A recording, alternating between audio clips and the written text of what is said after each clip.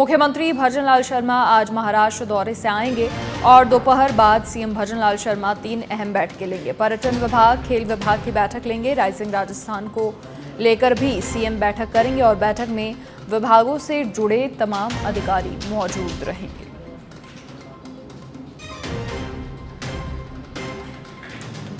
तो दोपहर बाद 3 बैठकें लेंगे मुख्यमंत्री भजनलाल शर्मा।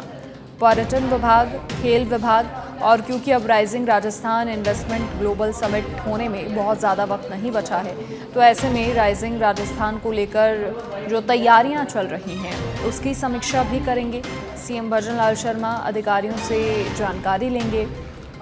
बैठक में विभागों से जुड़े अधिकारी मौजूद रहेंगे।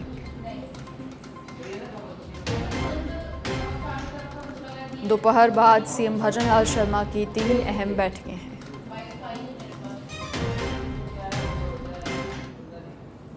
और सचिवालय में Rajasthan state forest development corporation limited की दूसरी वार्षिक बैठक है। वन मंत्री संजय शर्मा की अध्यक्षता में बैठक में एसीएस अपर्णा अरोड़ा सहित विभिन्न अधिकारी मौजूद। वन मंत्री संजय शर्मा की अध्यक्षता में बैठक, स्टेट फॉरेस्ट डेवलपमेंट कॉर्पोरेशन की बैठक और एसीएस अपर्णा अरोड़ा सहित विभिन्न अधिकारी बैठक में मौजूद हैं।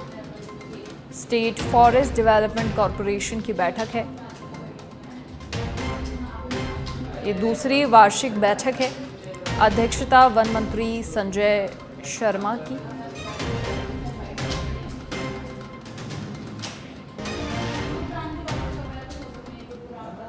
और जोधपुर के एमडीएम अस्पताल में भी अग्निकांड देखने को मिला है। झांसी के बाद जोधपुर के अस्पताल में आग लगी है। अस्पताल प्रशासन की बड़ी लापरवाही सामने आई। एक महिला मरीज गंभीर रूप से झुलस गई। तीमारदारों का आरोप, वार्ड में उपकरण में आग लगने से हादसा हुआ। अस्पताल प्रशासन का कहना है बीड़ी पीने से आग लगी थी। हादसे से अव्यवस्थाओं की पोल जरूर खुल गई है। रात को वार्ड में कोई भी स्टाफ नहीं था। अस्पताल प्रशासन ने कमेटी का गठन किया है।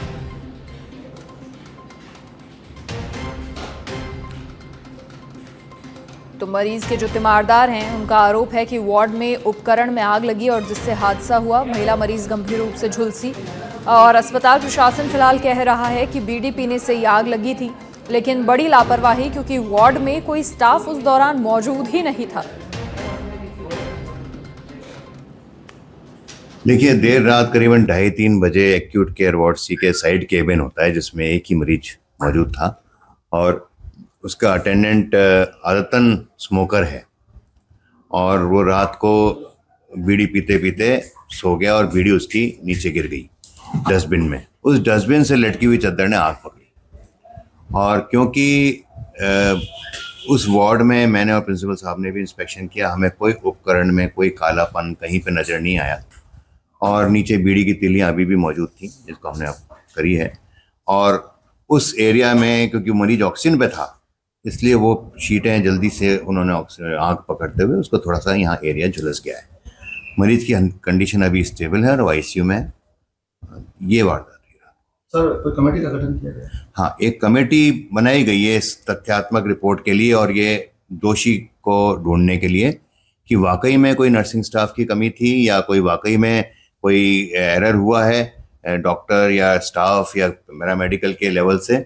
उसके बारे में कमेटी बताई गई है जो हमें कल तक हमें रिपोर्ट दे देगी। पर प्रारंभिक तौर पर यही नज़र आता है कि ये उपकरण का गड़बड़ नहीं थी, ना कोई शॉर्ट सर्किट था। ये तो एक मरीज जिसको नहीं पीनी चाहिए थी बीड़ी, उस कारण ये हादसा हुआ है। झांसी के बाद जोधपुर में भी अस्पताल प्रशासन की बड़ी लापरवाही सामने आई है। यहाँ भर्ती एक मरीज जो कि 30% से अधिक झुलस गया। झुलसने के क्या कारण रहे, क्यों जो है किस तरीके से लापरवाही बरती गई है, क्या हुआ, सारी चीजों की जानकारी लेंगे। ये वो वार्ड है जहां पर महिला भर्ती थी और उसके साथ एक परिजन था जो यहाँ पे उसके साथ ही था।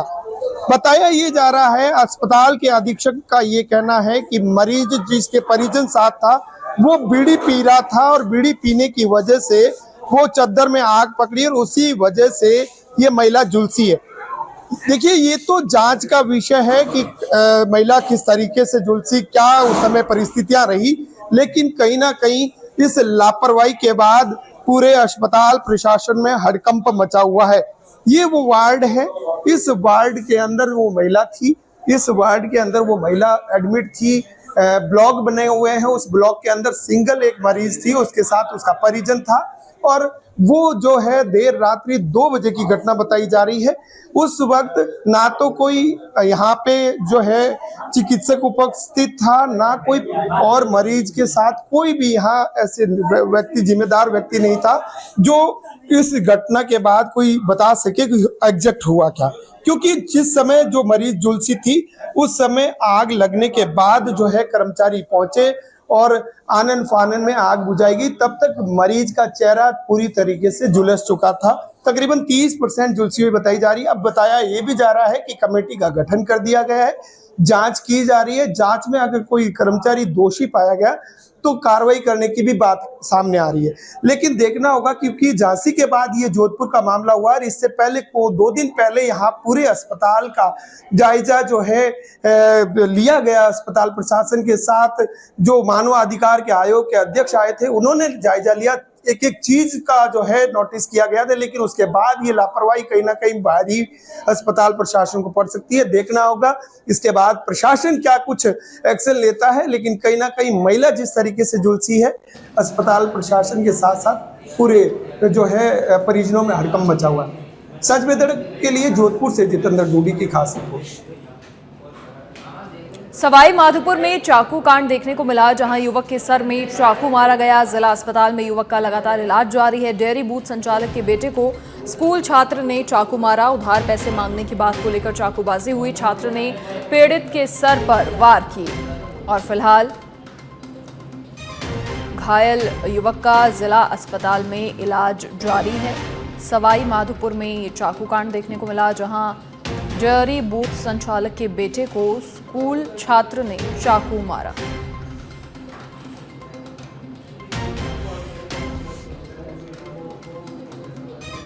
और नवंबर के दूसरे पखवाड़े में अब सर्दी का असर और बढ़ने लगा है। पहाड़ी इलाकों में हो रही बर्फबारी का असर उत्तरी राजस्थान से आगे बढ़कर शेखावाटी तक पहुंच गया है। बीकानेर, गंगानगर और हनुमानगढ़ के साथ अब शेखावाटी क्षेत्र में भी घना कोहरा छाने लगा है। गंगानगर, हनुमानगढ़, सीकर, चूरू, झुंझुनू, बीकानेर में अगले 3 दिन घना कोहरा रहने की संभावना है। और 5 तस्वीरें आपकी टीवी स्क्रीन पर फिलहाल, जहां कोहरे के चलते लोग परेशान नजर आए।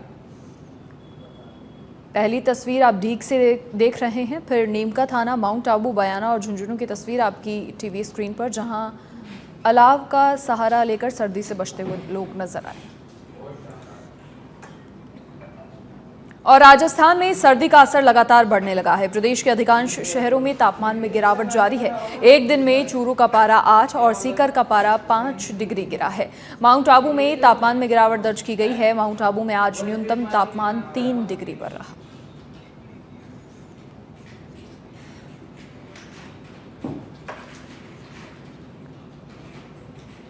खबर झुंझुनू से है, जहां राज्य भारत स्काउट गाइड जिला मुख्यालय के तत्वावधान में 3 दिवसीय प्रकृति अध्ययन शिविर का समापन हुआ। इस समारोह मुख्य जिला शिक्षा अधिकारी और जिला मुख्य आयुक्त अनुसुईया सिंह के मुख्य आतिथ्य में संपन्न हुआ। सीओ स्काउट महेश कालावत ने बताया, इस अवसर पर आयोजित विभिन्न प्रतियोगिताओं के विजेताओं को स्मृति चिन्ह और प्रशस्ति पत्र प्रदान किए गए।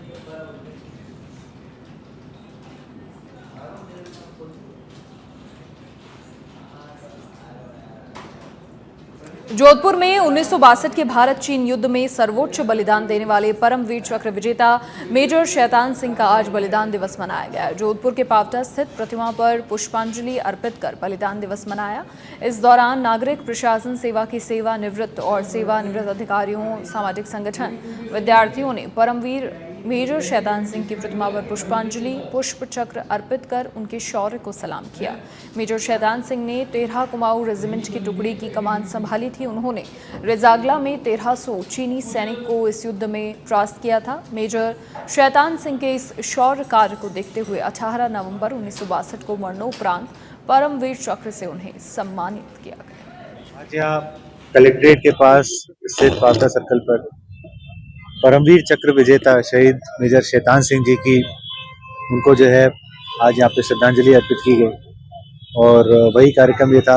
शहीद मेजर शैतान सिंह जी ने बहुत ही मेजर रोल प्ले किया था और देश के नेशनल हीरोज में से हैं।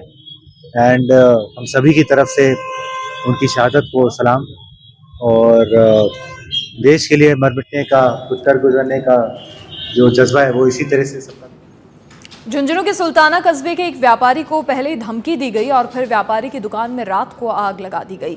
आग से दुकान में लाखों रुपए का सामान जलकर राख हो गया। दुकानों में मौजूद लोगों ने पानी डालकर आग पर काबू पाया। वहीं आगजनी की घटना मार्केट में लगे सीसीटीवी कैमरा में कैद हो गई। गनीमत रही कि आगजनी की घटना के समय मार्केट में 2 दुकान खुली थी, नहीं तो आग और भीषण रूप धारण कर सकती थी। फिलहाल पुलिस मामले की जांच कर रही है।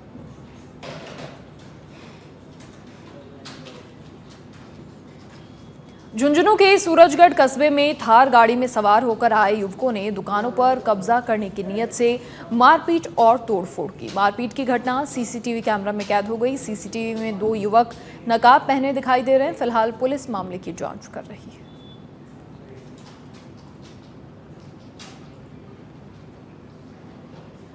श्रीगंगानगर के पदमपुर में गंग नहर में युवक और युवती के शव मिलने का मामला सामने आया है, जिस पर मामले की जानकारी जैसे ही मिली पुलिस पहुंची। पुलिस ने शव पानी से निकालकर परिजनों को सौंपे और मामले की जांच पड़ताल की जा रही है। वर्ल्ड ट्रैवल मार्केट WTM में राजस्थान पर्यटन विभाग शामिल नहीं हुआ। 5 से 7 नवंबर तक लंदन में आयोजित हुआ था। ये बड़ी खबर। WTM केंद्रीय पर्यटन मंत्रालय समेत कई राज्यों के प्रतिनिधि विश्व स्तरीय आयोजन में शामिल हुए थे। कुछ महीने पहले बर्लिन में WTM हुआ, तब गायत्री राठौर और रश्मि शर्मा शामिल हुए थे। इस बार पर्यटन मंत्रालय की ओर से कोई शामिल नहीं हुआ आयोजन में और सूत्रों के मुताबिक समय पर फाइल क्लियर नहीं हो पाई, जबकि ब्रिटेन राजस्थान में आने वाले पर्यटकों के लिए दूसरा सबसे बड़ा बाजार है। राजस्थान पर्यटन विभाग WTM में शामिल नहीं हुआ और सूत्रों के मुताबिक समय पर फाइल क्लियर नहीं हो पाई, जबकि ब्रिटेन राजस्थान में आने वाले पर्यटकों के लिए दूसरा सबसे बड़ा बाजार।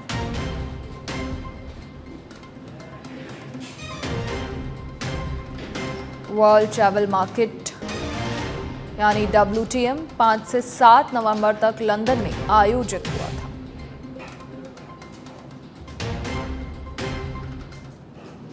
और झुंझुनू के पिलानी कस्बे में गंदे नाले में एक व्यक्ति का शव मिलने से सनसनी फैल गई। पिलानी के वार्ड नंबर 5 में नाले में शव मिला। परिजनों की माने तो मृतक शराब के सेवन का आदी था। फिलहाल पुलिस मामले की जांच कर रही है।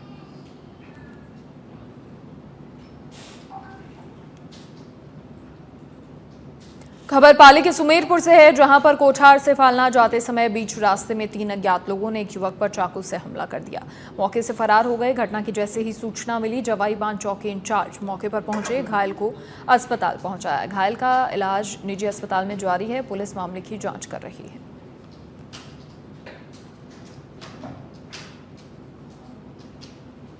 दौसा नगर परिषद के सभापति पद पर उपसभापति को पदभार मिला है। आपको बता दें, काफी समय से नगर परिषद में सभापति ममता चौधरी के निलंबन के बाद से पद रिक्त चल रहा था, जिसके बाद अब आखिरकार स्वायत्त शासन विभाग के निदेशक और वरिष्ठ सचिव कुमार पाल गौतम ने आदेश जारी किया, जिस पर अमल किया गया है।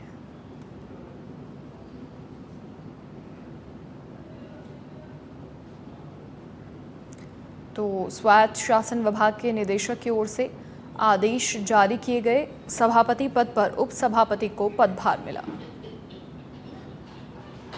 खबर जालौर के भीनमाल से, जहां नगरपालिका के ठेके पर कार्यरत सफाई कर्मियों ने उपखंड मुख्यालय के समक्ष ईओ के विरुद्ध प्रदर्शन कर रोष जताया। ये प्रदर्शन ठेके पर कार्यरत सफाई कर्मियों को अनुभव प्रमाण पत्र जारी नहीं करने को लेकर किया गया था और साथ ही सफाई व्यवस्था को जाम करने की चेतावनी भी दी गई थी।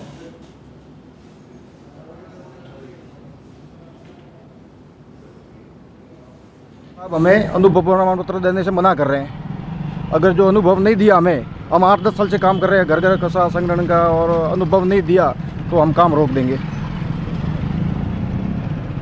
ये साहब से मिले थे आपके? हाँ, ये साहब से मिले थे। ये साहब मना कर रहे हैं। ये सब पूरे मना बोल रहे हैं कि हम साइन नहीं करेंगे अनुभव पे।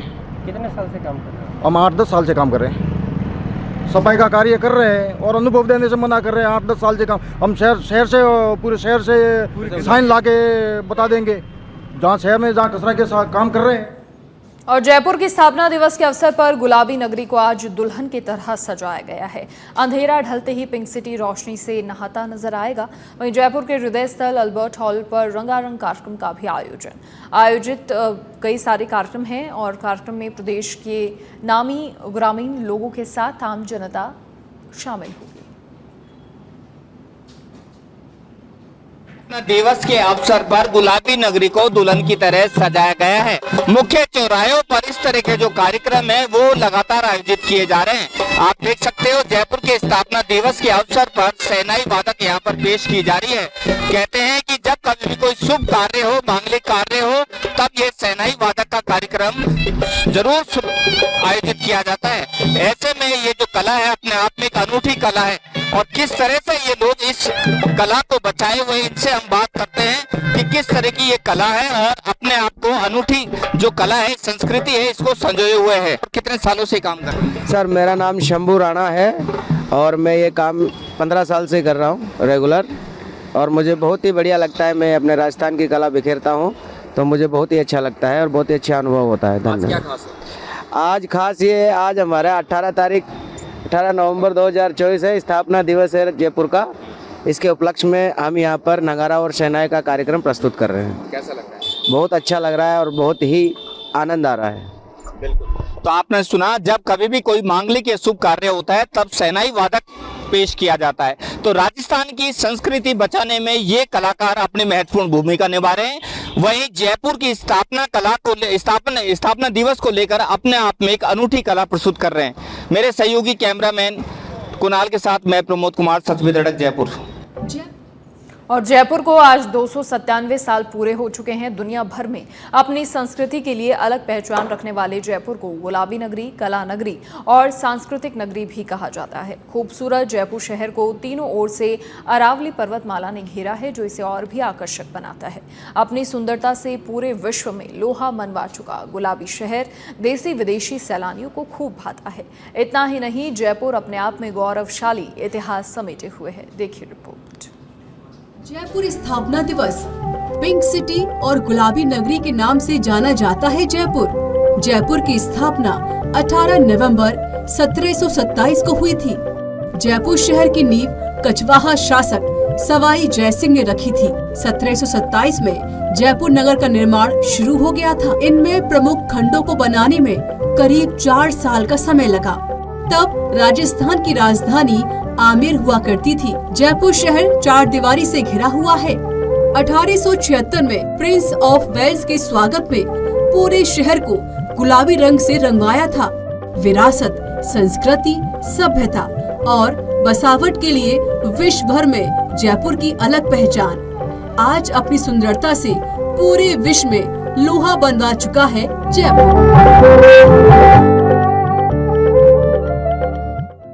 आज जयपुर का स्थापना दिवस है। शहर को 297 साल स्थापना के वक्त 9 मील में बसा जयपुर शहर अब परकोटी से बाहर कई किलोमीटर दूर निकल गया है। शुरुआत में जयपुर को 1 से 2 लाख की आबादी के लिए बसाया गया था। अब मेट्रो सिटी के रूप में बढ़ते बढ़ते जयपुर की आबादी 70 लाख के पार जा चुकी है। लेकिन इसके विस्तार की संभावनाएं आज भी बेशुमार है। जयपुर में 3 जगहों को यूनेस्को वर्ल्ड हेरिटेज साइट का दर्जा भी हासिल है। इनमें जयपुर की ओल्ड सिटी, आमेर फोर्ट और जंतर मंतर शामिल है। 18 नवंबर 1727 को इस शहर की नींव आमेर के कछवाहा शासक सवाई जयसिंह द्वितीय ने रखी थी। दुनिया भर में जयपुर को पिंक सिटी, गुलाबी नगरी, भारत का पेरिस जैसे नामों से पहचाना जाता है। लेकिन यह शहर खुद में गौरवशाली इतिहास और भविष्य की संभावनाओं को समेटे हुए है। 9 चौकड़ियों में बसाए गए इस शहर की उत्तर दिशा में सुमेरु पर्वत का प्रतीक मानते हुए चौकड़ी सरहद का नाम दिया गया। इसमें जयपुर के राज परिवार ने अपना निवास यानी सिटी पैलेस बनाया और शासकीय भवनों को शामिल किया। इसके अलावा एक चौकड़ी में जंतर मंतर, हवा महल की स्थापना की गई। बाकी 7 चौकड़ियों में प्रजा और व्यापारियों को जगह दी गई। जोरावर सिंह गेट के पास चौकड़ी गंगापोल, सूरजपोल से जुड़ा भाग चौकड़ी तोपखाना हजूरी, चौकड़ी रामचंद्र जी चौकड़ी, विश्वेश्वर जी चौकड़ी, ब्रह्मपुरी को बसाया गया। जयपुर का नाम कैसे पड़ा? शुरुआत में जयपुर का नाम सवाई जयपुर था, फिर नाम बदलते बदलते जयपुर हुआ। इसके बाद अब जयपुर के नाम से जाना जाता है। आमेर के राजा जय सिंह द्वितीय अपनी राजधानी को आमेर से नीचे समतल मैदानी भाग में स्थानांतरित करना चाहते थे। महाराजा सवाई जय सिंह द्वितीय ने 18 नवंबर 1727 को की थी, लेकिन तब उनके नाम पर बने शहर का नाम सवाई जयपुर था। फिर नाम बदलते बदलते जयपुर हुआ। आखिर में इसका नाम बोलचाल में आसानी के नजरिए से जयपुर हो गया। स्थानीय ढूंढाड़ी भाषा में आज भी पुराने लोग इसे जयपुर कहते हैं। राजस्थान के ऐतिहासिक किले देश ही नहीं बल्कि दुनिया भर में अपनी अलग पहचान रखते हैं। राजस्थान की राजधानी जयपुर में मौजूद आमेर का किला इस शहर के सबसे प्रसिद्ध और चर्चित स्थलों में आता है। 16वीं सदी में बना ये किला राजस्थानी कला और संस्कृति का एक अच्छा खासा नमूना पेश करता है। ऊंची पहाड़ी पर बना आमेर का किला दूर से बेहद खूबसूरत लगता है। आज का खूबसूरत जयपुर अपने सुनियोजन के लिए पूरी दुनिया में जाना जाता है। इसका निर्माण बहुत योजनाबद्ध तरीके से हुआ था। शहर में किसी भी बाजार में जाने पर आप अचानक मुख्य सड़क पर पहुंचते हैं। ये यहाँ की खूबी है। कलात्मकता और फसाड यानी फ्रंट एरिया बहुत अलग तरह से डिजाइन किया हुआ है। इसी कलात्मकता में सजी लाइटें आज नाइट टूरिज्म को बढ़ावा दे रही हैं। चौपड़ों पर बनी छतरी, कंगूरे अनूठे ढंग से बने हैं। चार दीवारी के बीच बना हवा महल, सिटी पैलेस, जंतर मंतर, सरगा सूली के अलावा भव्य मंदिर जयपुर को पूरी दुनिया में एक अलग पहचान दिला रहे हैं। यहाँ के राजस्थानी व्यंजन का स्वाद, सोहरी बाजार और त्रिपोलिया बाजार की रौनक हर पर्यटक के दिल को छू जाती है। यहाँ के पर्यटन स्थल को यूनेस्को की विश्व धरोहर सूची में भी शामिल किया जा चुका है, जिसके चलते दुनिया भर से सैलानी पिंक सिटी की खूबसूरती को निहारने यहाँ आते हैं। कला और संस्कृति के प्रतीक शहर में पर्यटक को घूमर और कालबेलिया नृत्य की ताल बाजार में बंधेज की साड़ी, लाख की चूड़ियाँ और कुंदन की चमक भी खूब लुभाती है। राजधानी में तीज माता की सवारी और झूले की रस्में इस ऐतिहासिक नगरी की खूबसूरती को चार चांद लगाते हैं। जयपुर ने न केवल अपनी विरासत को संभाला है, बल्कि आधुनिकता को भी बखूबी अपनाया है। चौपड़ के चारों ओर चार चार रास्ते निकाले गए, जिनमें परकोटे के बाजार हैं, गढ़गौरी बाजार, किशनपोल बाजार, चांदपोल बाजार, त्रिपोलिया बाजार हैं।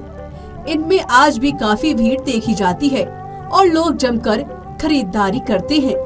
इतिहासकार बताते हैं कि तत्कालीन महाराजा जय सिंह द्वितीय ने जयपुर को बसाने के लिए प्रसिद्ध वास्तुकार विद्याधर को जिम्मेदारी दी थी, जिसके बाद वास्तुकार विद्याधर ने पृथ्वी के घोतक वर्गाकार और ब्रह्मांड और समय चक्र के घोतक वृत्त के आधार पर जयपुर शहर को बसाने का काम शुरू किया गया। वहीं ज्योति विद्वान पंडित जगन्नाथ सम्राट और राजगुरु रत्नाकर पौंड्रिक ने सबसे पहले आमेर रोड पर स्थित गंगापुल गेट पर जयपुर की नींव रखी। इसके बाद विद्याधर ने 9 ग्रहों के आधार पर शहर में 9 चौकड़ियां बसाई, जिनमें चौकड़ी रामचंद्र जी की चौकड़ी तोपखाना हजूरी चौकड़ी विश्वेश्वर जी है। जयपुर को बसाने के दौरान शहर के चारों ओर एक चार दीवारी बनाई गई थी, जिसमें प्रवेश के लिए 7 गेट थे। आज भी इस चार दीवारी में बसा शहर परकोटा और चार दीवारी ही कहलाता है। सैकड़ों साल के भविष्य को सोचते हुए परकोटे के इलाके में शहर के ठीक बीचों बीच 3 चौपड़ें बनाई गई थी, जिन्हें रामगंज चौपड़, बड़ी चौपड़ और छोटी चौपड़ नाम दिया गया। इतना ही नहीं, उस दौर में भी बारिश की निकासी का विशेष तौर पर इंतजाम किया गया था, जो आज भी आधुनिक भारत के ज्यादातर शहरों में देखने को नहीं मिलता है। ब्यूरो रिपोर्ट, सच पे धड़क।